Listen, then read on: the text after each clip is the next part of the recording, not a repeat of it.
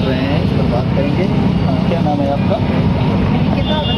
अच्छा, आपने TCS 19 दिया था? जी, 2019 प्रीलिम्स भी हुआ था, मेंस भी हुआ था। तो मेंस का जब एग्ज़ाम हो रहा था तब ये विवाद कोर्ट में जा चुका था और एग्ज़ाम के एक दिन पहले तक हाई कोर्ट के सामने विद्यार्थियों ने, जो लोग एग्ज़ाम में अपियर हो रहे थे, उन्होंने भी प्रोटेस्ट किया कि इस एग्ज़ाम को उस समय स्टे दे दिया जाए। बच्चे सुप्रीम कोर्ट भी गए थे वहाँ से। क्यों स्टे की मांग कर रहे थे आप स्टे लोग? की मांग इसलिए की जा रही थी क्योंकि जो सिविल सर्विसेज रूल्स आए थे 2015 में अमेंडमेंट किया गया था सरकार के द्वारा और वो रेट्रोस्पेक्टिवली अमेंडमेंट किया गया, मतलब नोटिफिकेशन आने के बाद रूल्स अप्लाई किए। मतलब जो भर्ती थी उसकी नोटिफिकेशन जारी हो चुकी थी, उसके बाद जो है ये चेंज किया गया, तो फिर वो चेंज जो है भर्ती में कैसे लगा?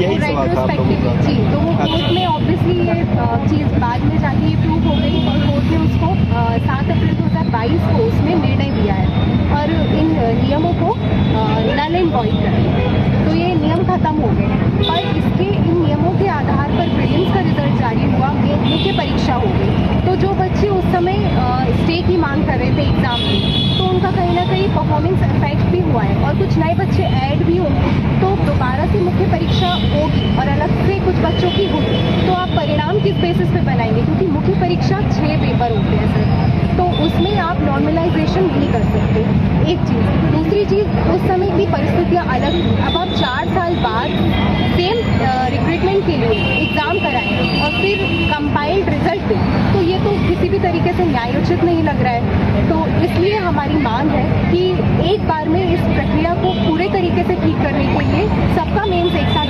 करवा लें। जिनका इंटरव्यू हुआ है वो अपने, मतलब हम उनके भी अपना भावनात्मक पक्ष हमारा उनके साथ है, हम समझते हैं उनकी मनोदशा को, पर वो भी अपने आप को एक और अवसर दे सकते हैं। और बहुत सारे विद्यार्थी जो साथ में हम सभी पीड़ित हैं, तो हम सब फिर से इस एग्ज़ाम को दें और ये प्रक्रिया आगे जाके ना अटके दोबारा। अभी मेरी उनसे भी बात हो रही थी, लोगों का ये कहना है कि जो उस समय परिस्थितियाँ थी, जिस तरीके से उन्होंने एग्जाम दिया, कोई कोविड से जूझ रहा था, कोई तमाम दिक्कतें बताई उन्होंने, तो अभी अगर वो एग्जाम देते हैं तो फिर वो तो कोई मतलब नहीं लगा था, क्योंकि अब पता नहीं वो होगा कि सर नॉलेज तो सबके पास अभी है ही, वो तो दोबारा से आप एग्जाम में ये भी कहना है कि जैसे अगर एग्जाम कैंसिल नहीं हुआ, कोर्ट ने एग्जाम में कोई खामी नहीं पाई, तो फिर एग्जाम क्यों फिर से कराया? देखिए सर, स्पष्ट है उसमें कि कोर्ट ने ये स्पष्ट कहा है कि 2015 के रूल्स के अकॉर्डिंग आप एग्जाम कराएंगे, फीस के अकॉर्डिंग नहीं कराएंगे। पहली बात, कोर्ट ने कहा है कि पूरे एग्जाम में जो प्रोसेस को अपनाया गया है वो अल्ट्रा वायरस है, और अल्ट्रा वायरस का मीनिंग होता है असंवैधानिक। उन्होंने कहा कि प्रीलिम्स का पूरा रिजल्ट ही असंवैधानिक है।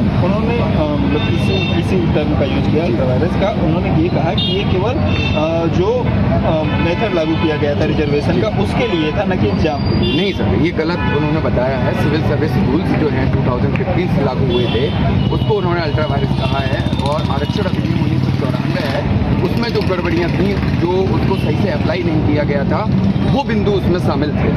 आप एक सवाल में उनका जवाब देता हूँ कि कोई भी जगह है, अगर वो अवैध जगह है और उसके ऊपर 4 मंजिल घर बना लिया है, तो बाद में पता चलता है कि वो जगह अवैध है, तो वो 4 मंजिल नहीं देखा जाएगा कि वो बन चुका है, वो पूरा तोड़ा जाएगा। ठीक उसी प्रकार से जब प्रीलिम्स ही अवैध है, असंवैधानिक है, तो उसके आधार पर जो मुख्य परीक्षा आयोजित की गई है वो स्वतः ही असंवैधानिक है। और कोर्ट भी यही कहता है कि आप 2015 के रूल्स के अकॉर्डिंग पूरी परीक्षा को कंडक्ट एंड कंप्लीट कराएं। ये जजमेंट में पेज नंबर 89 पे लिखा हुआ है, और कोर्ट ने स्पष्ट कहा हुआ है उसमें कि किसी भी इंटरव्यू में चयनित विद्यार्थी का ये अधिकार नहीं है कि वो ये कह सके कि मैं इंटरव्यू के लिए चयनित हूँ, क्योंकि इस प्रक्रिया को कोर्ट में याचिका नंबर 542/2021 के अधीन रखा गया था। तो इस प्रकार आपका कोई अधिकार नहीं है, जो जजमेंट आया उसके अनुसार होगा। इंटरव्यू वालों ने पिटीशन लगाई थी हाई कोर्ट में, तो मध्य प्रदेश हाई कोर्ट ने उसको रिजेक्ट कर दी है। उन्होंने कहा है आपका कोई अधिकार नहीं है, ये प्रोसेस में चल रहा है। मध्य प्रदेश लोक सेवा आयोग ने जब इसको दिसंबर 2020 में रिजल्ट जारी किया, तो उसमें नीचे लिखा गया था, नोट यह परीक्षा याचिका नंबर 542/2021 के अधीन रहेगी, यानी जो भी कोर्ट का निर्णय आएगा उसके अनुसार होगा। हमें मानते हैं कि उनके साथ गलत हुआ भावनात्मक रूप से, पर कोई भी चीज़ होती है वो नियम, कानून और संविधान से चलती है। गलत मतलब गलत। मणिपुर हाई कोर्ट ने ये मामला एक पहुंचा मणिपुर पीएससी का, वो मामला बाद में सुप्रीम कोर्ट में पहुंचा। 2016 की वहाँ की पीएससी का मामला था, वो गलत रूल्स पर हुई थी।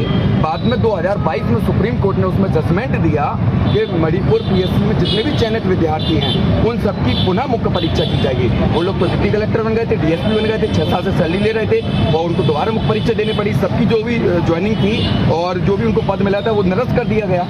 देश संविधान से चलता है, हमको संविधान के नियमों का पालन करना चाहिए।